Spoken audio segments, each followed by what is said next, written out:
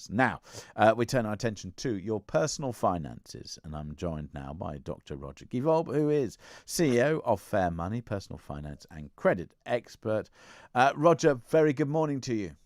Good morning, James. Thank you so much for joining us here on Talk Radio. So, I know that you love to get hot under the collar about various things. Everybody else, they just send me stories and, we'd have a little chit-chat and whatever. But for you, this is, it's almost as if I'm getting out my psychiatrist's couch, over which I have to preside over things that you're upset about and have been making you pull out your hair. And it's like, there's none left. Anyway, so Jamie Oliver has been in the news, and this is mostly because Jamie's Italian, his chain, which is now defunct in insolvency administration.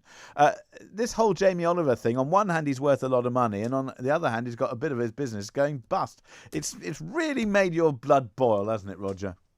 It's more out of sorrow than anger in this case, James, because, I don't know about you, but I've always liked Jamie. I think that I love his food and his cookbooks and his restaurants, and I think what he's done for school children and British culinary culture is absolutely fantastic. So I love the way that he uses the word gnarly to describe, a lot of the things that he cooks. I like the fact that he breaks a lot of rules in order to get there.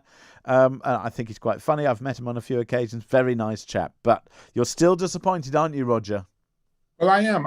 I don't know him, and I actually don't know anybody who does know him now except you. But I don't begrudge him at all having his fortune, which is supposed to be 200 million, but it just kind of makes me truly disappointed that his business has gone under. Well, that's happened to a lot of people, and yet he owes money all over the place, including, the worst thing for me is the local councils, the broke local councils that haven't been paid their rates, et cetera, who now don't have money for families on the poverty line, starving children and the rest. Okay, let me ask you though, the thing is that what you're really talking about is cross-collateral. So the ability to go after somebody else's or someone's wealth where a business goes pop.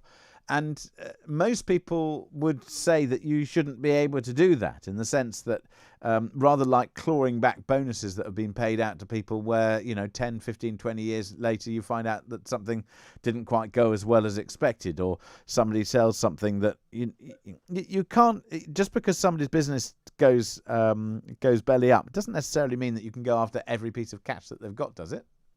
No, absolutely not. I'm a businessman just like you, and I would never espouse that. What I'm saying is that with the 200 million pound fortune and the amount of money that is this insolvent administration is for, it's a spit in the bucket. It's a drop in the ocean for Jamie, and I just wish somebody would bring. He's under no legal obligation whatsoever, probably not even moral. But with the situation a lot of people are in today, and the amount of money he has, I can't see why a guy who's always looked like such a loving, caring person to me would not make a gesture and say, he would say, because I do remember reading the stories when he tried to save Jamie's Italian, that he pumped money into that company that pretty much went almost immediately. So he could possibly point to it and say, well, yeah, but I did put in an extra 10 or 15 million quid into it, and still that didn't make it survive. So, I would love to ask him those very questions. Meanwhile, let's turn our attention to something else. So government seem to be beset with a whole range of different problems, not just COVID. Politicians in China, they've proposed a solution to their additional crisis of a lack of children. What on earth is going on? Well, all governments, of course, right now seem to be beset by all kinds of crises. The same with China, with COVID, of course, starting there. But they've got an additional problem, which is that they're now paying for their one child per family policy that we all know they've had for many years. They want to reverse that now because the childbirth rate is shrinking. So some politicians have proposed a 230 billion pound equivalent fund to be paid out to families that have kids. Other politicians, opposition politicians, have accused them of just trying to get publicity, saying this is ridiculous because it's going to fuel inflation, devalue currency, all the rest. But it actually seems to be receiving serious attention. It just makes me wonder, James, whether our government shouldn't consider the same thing, because I mean, we could all have loads of money in our pockets and an awful lot of fun. Oh, I think we should probably pay people not to have children. Anyway, let's talk about something else which has raised your eyebrows. Just very briefly, but you've used the word flabbergasted, so I'm interested. What are you flabbergasted about when it comes to the Wellcome Trust? Well, Wellcome Trust, which of course is our biggest charity by far, last year has announced that they paid salaries to several top investment executives of 7.9, 7.8, and 4.5 million. I just think these are breathtaking amounts. The 7.9, of course, is actually double what the highest investment executive was paid last year. Granted, they do a huge amount of work. They were involved in the COVID vaccines. They have had their best investment year ever. They've never made so much money.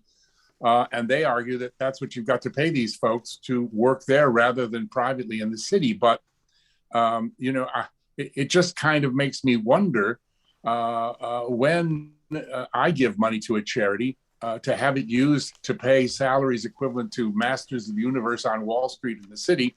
It kind of makes me a bit uncomfortable. I just wonder. There is that. I mean, obviously, they're not here necessarily to answer for themselves, but I guess the point about it is that although they're a charity, they would say, yeah, but if you're going to do the sorts of deals that they're doing, so Wellcome Trust does some very complex private equity style deals. If you're going to do that sort of stuff and to try and make those returns for your charity, then inevitably you're going to need that kind of expertise, I guess, would be their answer. But I agree. Can or should a charity ever pay that much money? We must leave it there. Dr. Roger Gewolb, thank you so much for joining us once again and getting that stuff off your chest. That's remarkable.